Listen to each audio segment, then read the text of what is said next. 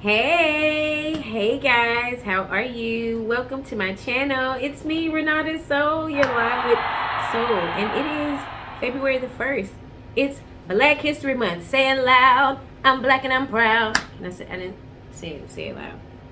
Let's do that again. Say it loud. I'm black and I'm proud. Was that say it loud? Anyway. Happy Black History Month. It's February the 1st. February the 1st.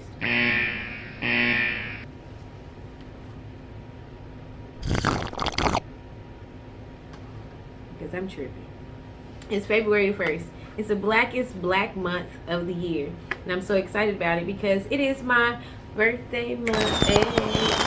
One time for the birthday girl. Hey. Two times for the birthday girl. Hey. Okay, enough of that. So anyway, I've never introduced myself to you guys to this channel. So I just want to do that. I just want to have like chat time. Girl talk, guy talk. I don't know. But anyway, and in my cup, I'm not sipping anything crazy. This is a smoothie. I don't know if you guys can see that. But this is a smoothie. This year, well, starting the first of this year, I wanted to incorporate eating more clean and healthier. I do that already, but I needed to do it more. So I did a 7-day detox, January the 1st through the 7th. And after that, I've added more fruit, more vegetable, more smoothies. I used to do a lot of smoothies. I'm cutting out all red meat. Wow! Yeah, I'm going to do my best to cut out all red meat. Incorporate more fish from the South. So we do the typical, catfish, and I hate catfish. Perch, tilapia, which is not really fish. I want to do different fish. I've tried red snapper. I don't like cod, but we'll get into that. So if you guys recommend some fish, let me know. I don't like Alaskan whitefish, but I like whiting. But I want something different, something that you can't always get here. Chicken, I'll do the chicken and the tuna and all that stuff, but just doing something different.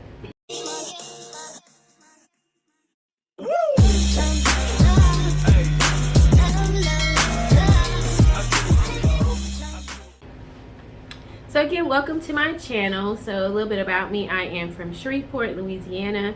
Go Celtics! Robert Parrish. I went to Woodlawn High School. I went to Woodlawn High School as well as Terry Bradshaw. I'm excited about that. So that says a little bit about me.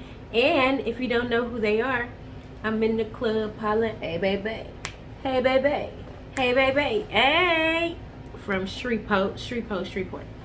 So I graduated from Woodlawn High School, class of 98. After that, I went to Southern University, Couple Road. Shout out to SU. SSSSSSU. GSU. Shout out to Nakia. Oh, and GSU. Okay, anyway. Yeah, so I came from a single family household. My dad and my two sisters, myself. My mother was murdered when I was 6 years old. Yes, I said that. My mom was murdered when I was 6 years old. And, my dad murdered my mom. That it is what it is. I'm sure, hey, it is what it is. My dad murdered my mom. Only my dad and my mom can tell you the true story. And she's not here to tell you. But it was not a good story. And through that, I've dealt with and still dealing with PTSD, mental health, separation anxiety, you name it. You name it, I deal with it, right? Take a sip. And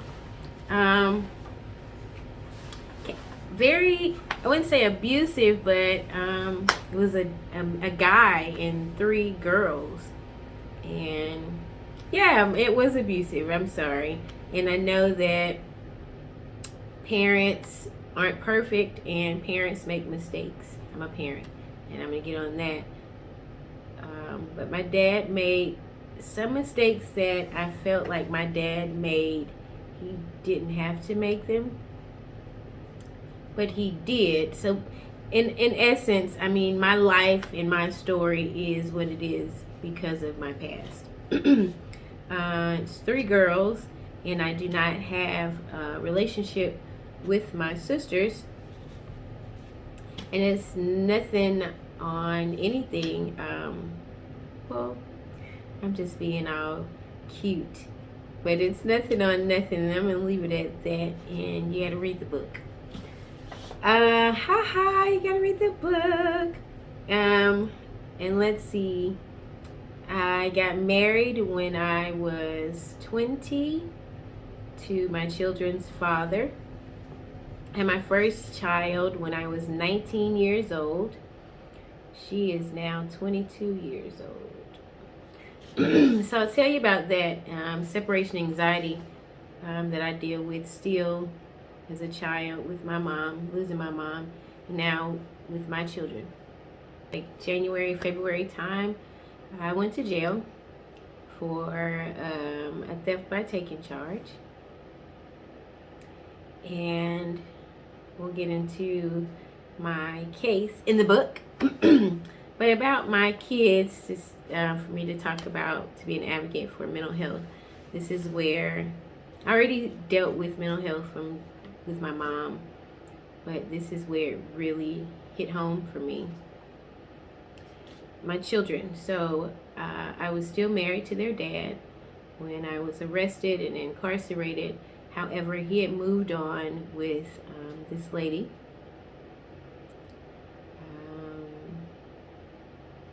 I won't say her name.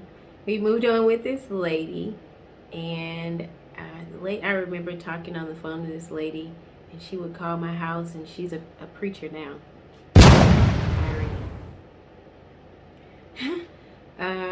But I remember talking to her, and she called the house one day, and I told her that he was married and he had children. And she assured me that when she got to him, that she was going to keep him and teach me teach me a lesson, I guess. Well, anyway, so my ex-husband ended up marrying her, and she ended up being the mother to my children. And he and my aunt and my family made sure that I never saw my kids again. Hey, it's April the 1st, so I'm here at my ex-in-law's house to try to find my kids or see where they are. Knocked on the door and no one came to the door, of course. I just felt like I needed to document this because a lot of people say that I don't call or I don't show up or whatever. So I'm going to leave my card, and I wrote a little note, and I'm just going to leave it in the mailbox in hopes that, hey, the good Lord got it covered. So I got to sit the phone down for a minute while I fold this paper. I'm going to put this over here. It's just funny. So, it's just funny.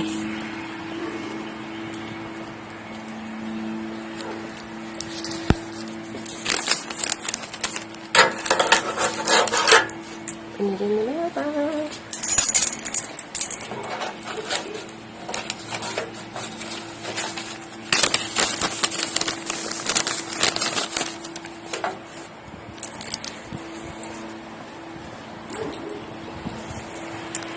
Alright, so I've done my duty. Hopefully one day I'll get to see my kids. Peace out. Right. So I went to court a lot of times, and I called my kids, and I sent letters, and I sent mail, and my aunt would always send it back. I was on probation, and my aunt would call my probation officer to say that I was out of town without permission, because you had to get permission to leave, and I did. I just wanted to see my kids, so that would get me in trouble. It was a lot of red tape, and my kids don't know that, but I tried to tell them that. But anyway. So it was just hard throughout the years trying to see my kids. Everyone made it so hard for me. It's so hard. My aunt made it so hard for me. Alright, so we're just gonna move forward. So my ex-husband moved on, and the lady was just so mean. My family was just mean. So basically, I've been trying to see my children since that time. I've gone to court so many times. I've been embarrassed so many times. I've been drugged so many times. Let me say that again. I've been embarrassed so many times, and I've been drugged so many times in court. It's unreal. I don't even know how I'm still here.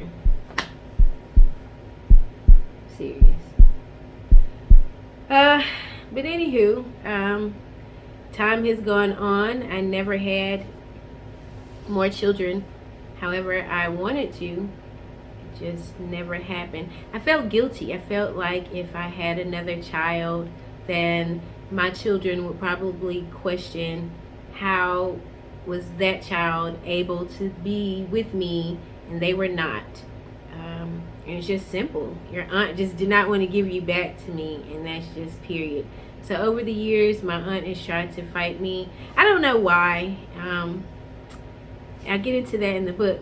But I just want to say that that has really shaped me and shaped my mental health.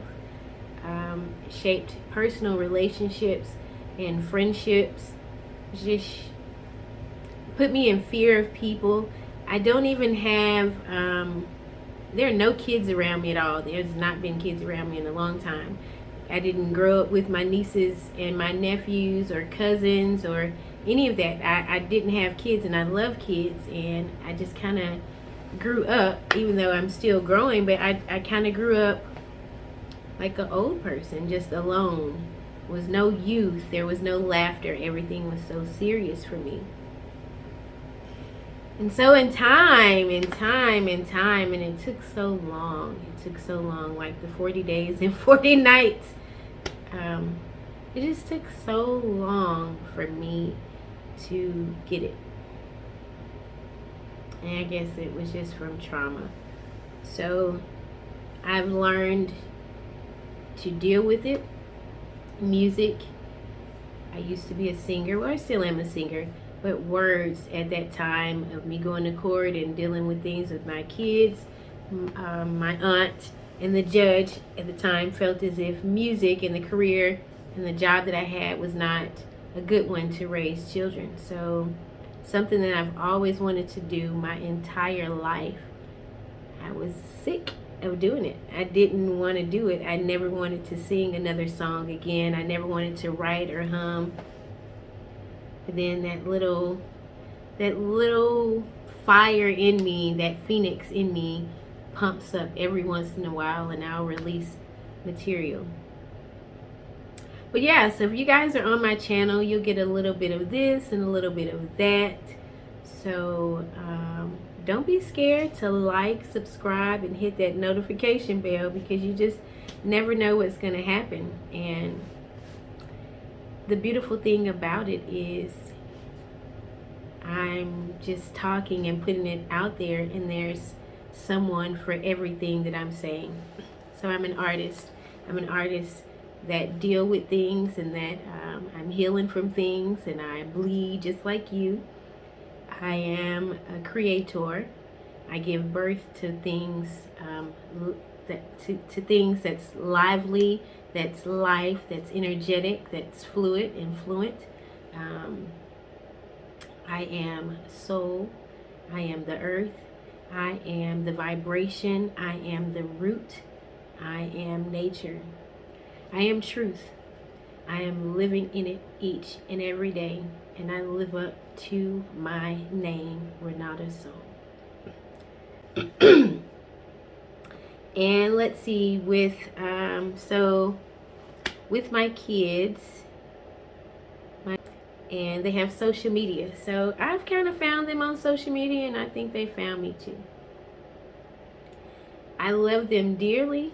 I even wrote some music about them. My first couple of singles were dedicated to them. I love them dearly, and I wish things were differently, but I can no longer hold myself hostage to that. I made a mistake.